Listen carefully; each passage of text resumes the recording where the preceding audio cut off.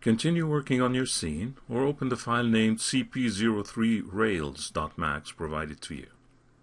With the road marks in place, you now use the railing tool to create guardrails separating traffic lanes from sidewalks.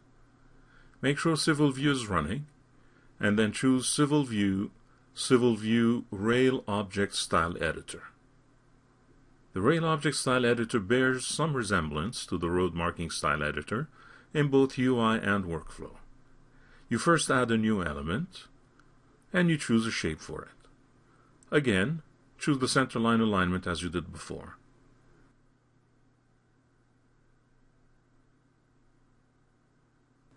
Click Apply to see the end results. A default guardrail is created in the middle of the road.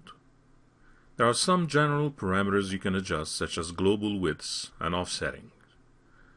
However, you also need to know that a rail object is made of three components: posts, braces, and the rails themselves. These components have their own tabs and can be adjusted individually. For example, you can change the dimensions or the gaps of the posts, or even disable them altogether.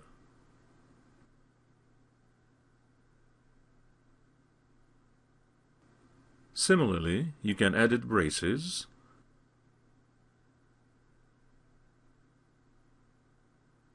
or the rails themselves by setting them to one side or the other.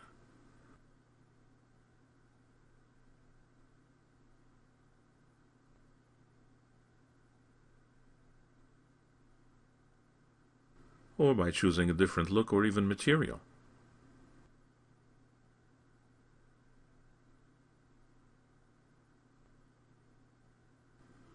Ultimately, you can change the look of a rail system to achieve interesting results that range from guardrails to train tracks.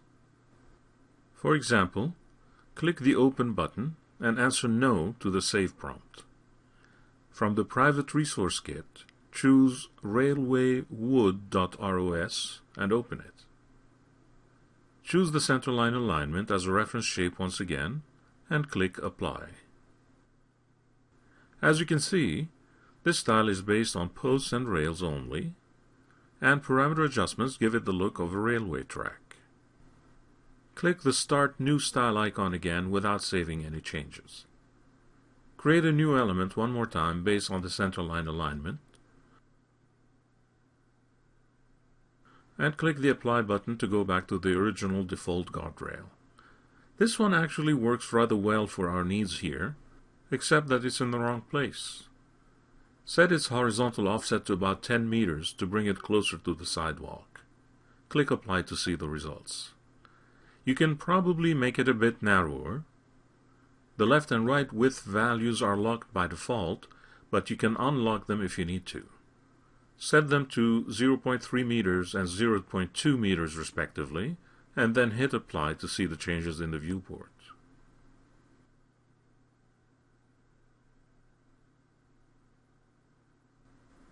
You still need another guardrail on the other side.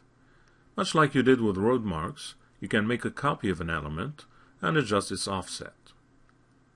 Also, as before, if you need to have two or more elements based on the same reference shape, you need to activate multiple mode. Once that's done, you can easily copy and paste an existing element. To place it on the other side, you can invert its offset value. You would also need to invert its left and right width values, otherwise the wider section will extend towards the sidewalk. Instead, simply click the Mirror button. This swaps the left and right width values and also inverts the offset. Click Apply to see the results.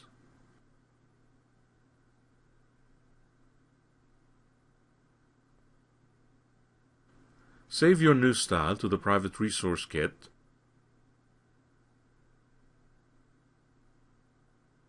Name it mysimplerail.ros. Exit the dialog.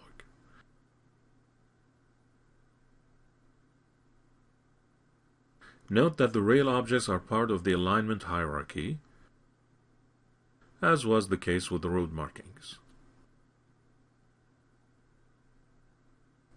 This means that transforming the parent spline would affect all children objects contained in the hierarchy. Save your file. In the next movie, you'll learn about swept objects.